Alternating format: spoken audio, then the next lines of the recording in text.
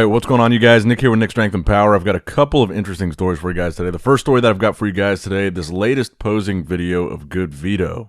Now, this is noteworthy for a couple of reasons. Number one, he's scheduled to compete in September at a muscle contest show down there in Brazil to try to earn his pro card. It's the end of August now, which means he's going to be competing very soon, so he's likely less than 4 weeks out here. And since we've been talking so much about Michael Krizo, who's not scheduled to compete until October, and GoodVito is competing a lot sooner, maybe we should be talking about him a lot more. Now, he's posing next to Lucas Coehlo in this video, and Lucas is a 212 IFBB pro. So the first thing you might obviously notice is the size difference between these two guys, but that's likely because Lucas is a 212 guy, and GoodVito presumably would be pursuing an open bodybuilding career. Now, the second biggest thing that jumps out to me is the legs of GoodVito.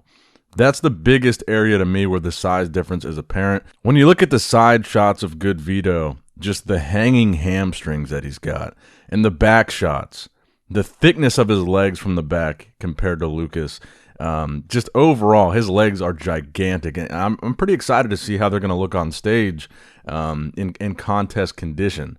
Now, I guess the other thing that really jumps out to me here is if GoodVito is competing in less than a month, he doesn't look crazy shredded here. So I'm kind of wondering if he's looking to take a similar path to Andrew Jacked and maybe not looking 100% at his amateur show, earning his pro card and saving that 100% conditioning package for a pro show before the Olympia in an attempt to qualify for this year's Olympia, which is probably the goal. Because if you guys remember at the Arnold Classic Amateur, where Andrew Jack turned pro, and I think that was only his second show ever, his conditioning was pretty off, but he still won the overall and won the pro card, and then obviously we saw a much better version of him at the Texas Pro, and we're going to talk about Andrew a little bit later in this video, but I'm wondering if GoodVito is attempting to do something similar here, and in all likelihood for an amateur show, there's not going to be many people out-muscling GoodVito, so his conditioning probably doesn't have to be 100% for him to win. But what do you guys think about this posing video here? GoodVito versus Lucas Coehlo. How is Vito looking compared to somebody that's already an IFBB pro? Now, the next thing I want to discuss in this video, Larry Wheels' posing video from a couple days ago. He says this is him posing after 3 weeks of dieting. And I got to say, he looks pretty impressive here. And he looks pretty downsized, but downsized in a good way. And it makes me wonder how seriously he is considering competing in Classic Physique. And I did talk to his videographer, Adam Silver, a while ago. And I asked him how serious he thinks Larry is about this Classic Physique stuff because he posted that posing video with Sergio Oliva. He's posted some other Classic Physique posing clips here and there. And he says, I can tell you this. He really wants to learn classic posing. I feel like something is nagging him to perhaps at least consider it.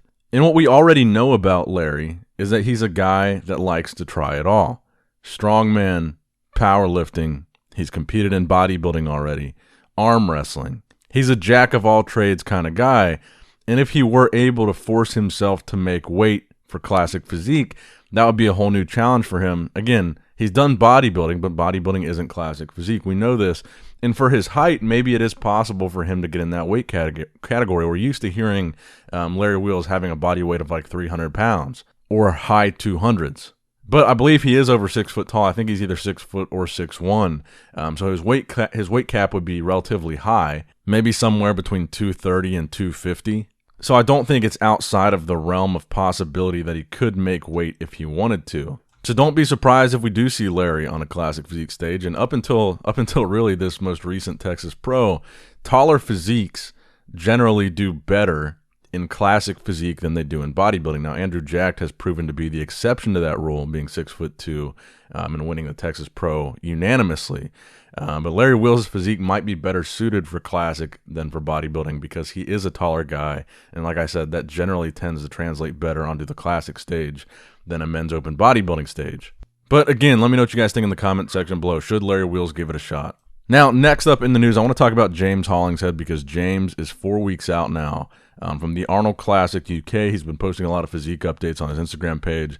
I think he looks really good. I think he's probably going to be in contention to win the show. Definitely going to be a top 6 guy. Hassan was on that original competitor list, but we know Hassan is not doing it.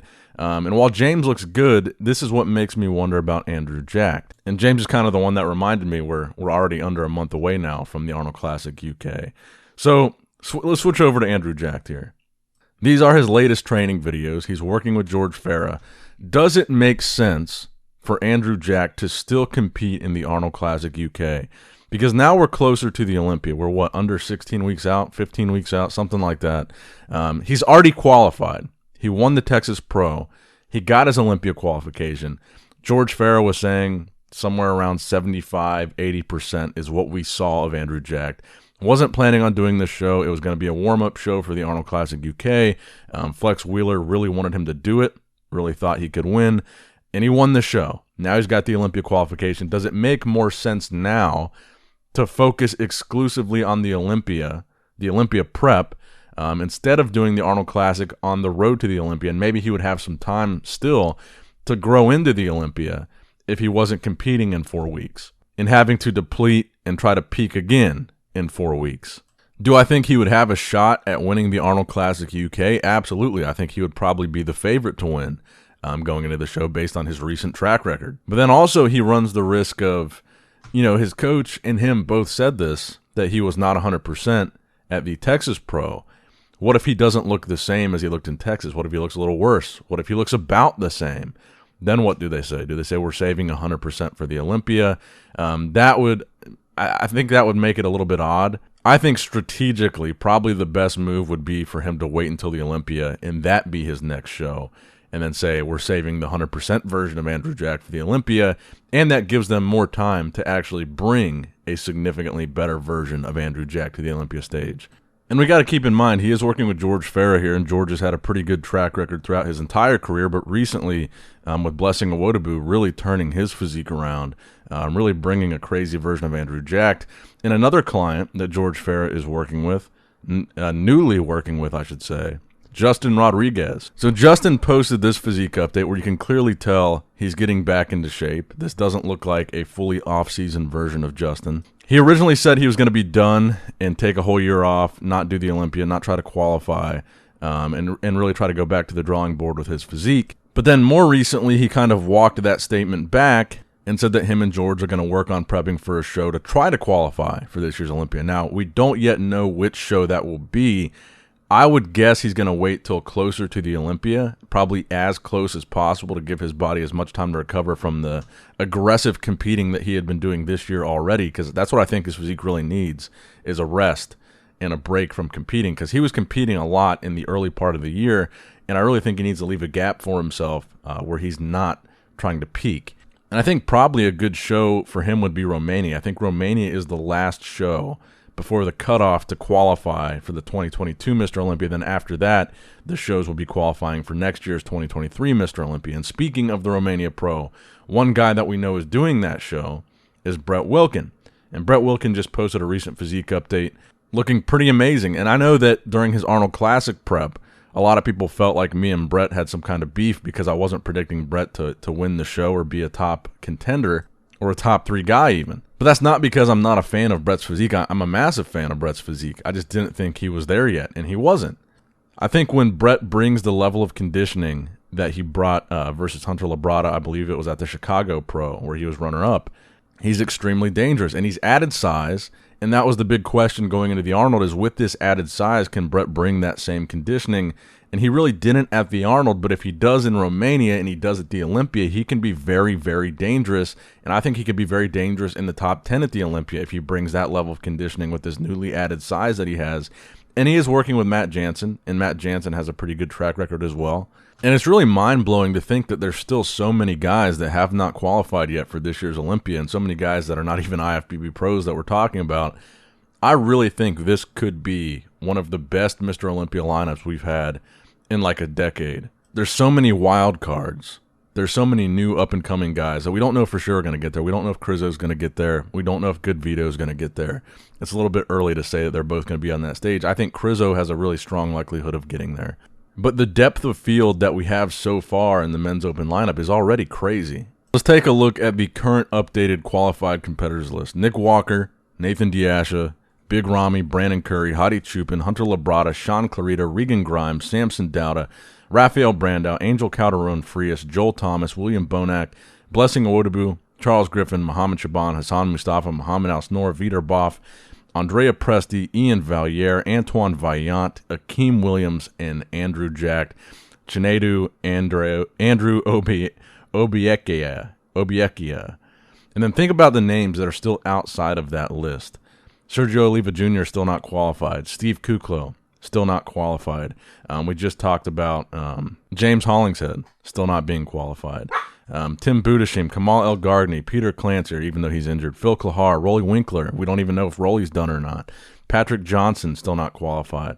There's a lot of guys that are not even, like bigger name guys that are not even qualified yet. And then you talk about the guys like GoodVito and Michael Krizo potentially jumping in this lineup. And then you still have to consider the possibility of Derek Lunsford. Will he get a special invitation to compete in Open if that's what he wants to do?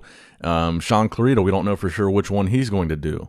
Can they do both? We don't know. I really think that this is going to be a hyper-competitive Mr. Olympia competition like none we've ever seen before. So many newcomers, so much fresh blood, and I think you're going to see some really fresh faces in that top 6 this year, and maybe even a new champion. So that's going to wrap it up for the video today, guys. I hope you did, in fact, enjoy it. Make sure you leave a like on the video, a thumbs up if you did.